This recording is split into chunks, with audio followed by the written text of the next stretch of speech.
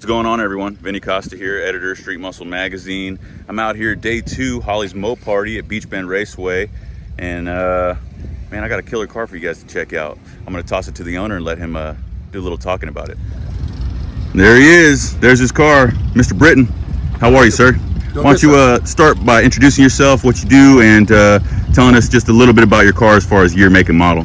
Okay, well, my name is Chris Britton. I'm an auto technician. Got a shop in Rogersville, Tennessee. As you can see, one of the cars we built.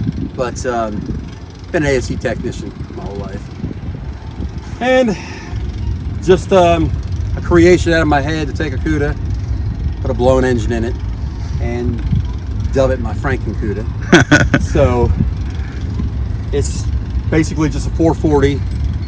Trying to prove a point to some of my gearheads that you cannot have to have a crazy modified engine to have a supercharger. Obviously, we are building a bigger engine, but not at this point.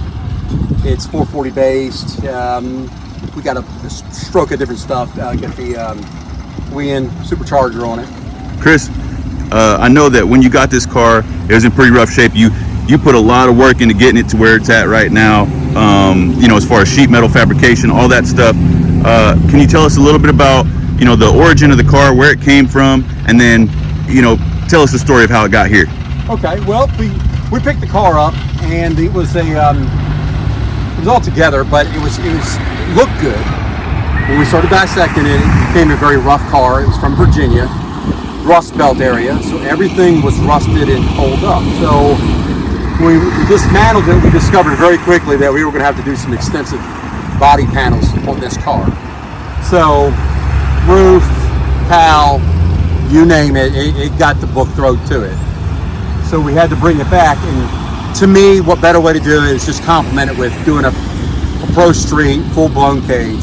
Let's just go radical, because definitely it's just the way it needs to be. If those floors in the back seat were a little rotted out, you could take care of that with some tubs, huh? That's right, and that's what we did. I hear you, man. Well, hey, starting at the front of the car, you know, I'm walking the show, and there's tons of cars out here, right? But this one immediately stuck out to me because it's got some wild attitude. You walk by and you immediately see that big wind just sticking out, you know, and then you got the bloodshot eyes. Yes. Can you tell us about like the kind of cartoonish look you got going on here? Well, Rat Fink would probably come to mind if you're going to do the Rat Fink thing, or maybe one of them muscle machines where it's got the big radical tires and the crazy enormous engine sticking out. And so that was kind of the theme, just keep it radical and almost to the point you wouldn't believe the car would run. Yeah, man.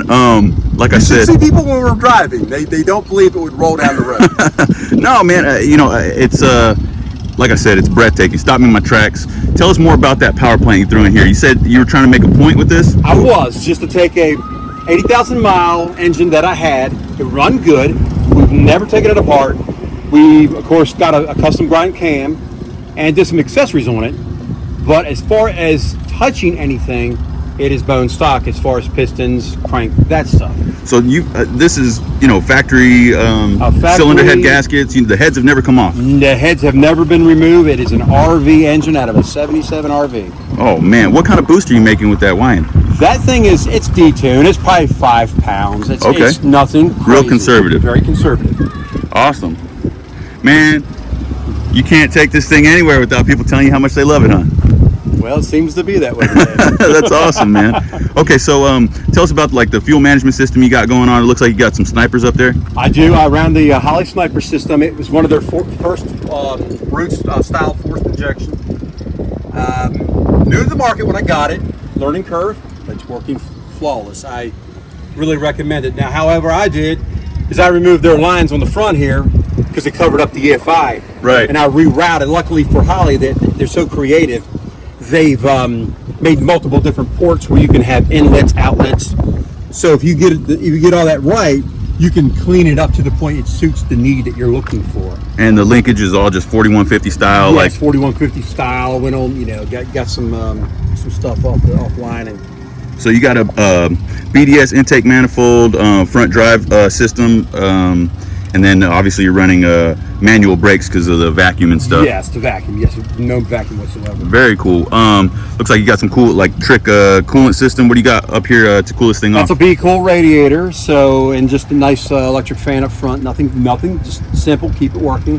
Very cool. Tell us about that front suspension and steering that you got up here. It went manual rack with Willwood brakes, and it's an AJE system. It's all tubular. It's his redesign.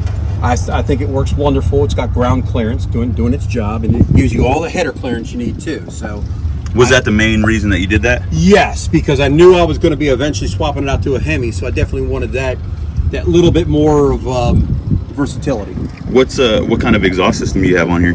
Now, there are Summit headers. I will tell you, they fit really well and they do well. Yeah, man. And I got some cutouts on it as well, so I can open it up and nice. Be a little louder than it needs to be. Looks like you got some painless wiring on here. Did you rewire the whole car with painless? I did. It's a painless system. Very cool. And then you got these Willwoods behind these American Racing. Are these the Torque Thrust 2s? They are the Torque Thrust 2s. They are the American-made ones, not the nice. I had to and point that out. I like the spike lug nuts. That's cool, man. And you got a real Spartan interior right now. Yes, that's all we just get her done. Nice, man. You got the sniper right there behind the dash. You got a bunch of Automedia stuff, Hurst shifter, stock steering wheel, some racing seats. Tell me about the cage. Did you make that yourself? I did. It's in-house fabricated, yes. Would you mind if we open the door so we can take a look at it? Both sides have swing outs. Oh, cool. So we can, both passenger and driver, nice. Not killing ourselves. And it's the Rhodes hanger, so it actually will tech for a certain amount of RP, or mile per hour. So. Right on. Very cool. What kind of rear end do you have in this thing? Got a Dana 60. It's been cut up and jigged up in-house. We got a jig at the house, and let's see if we can get. And it's a 4-link system. Oh yeah, you got some coilovers back here. Nice, man. Awesome. FrankenCuda. I love that, man.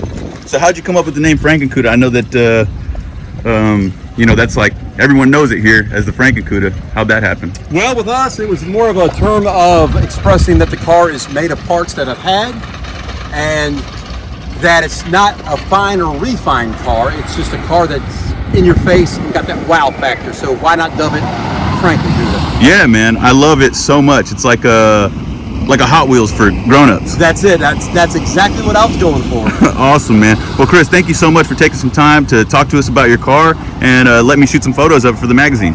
Thank you, sir. I appreciate it. Appreciate it. All right, guys. We'll check with you next time. Peace.